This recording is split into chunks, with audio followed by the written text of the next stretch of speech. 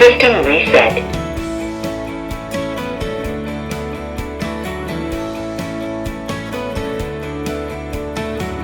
Scan the QR code on the device to begin pairing.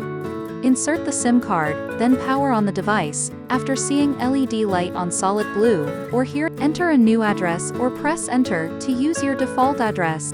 Device is connected, please wait. Device installed successfully.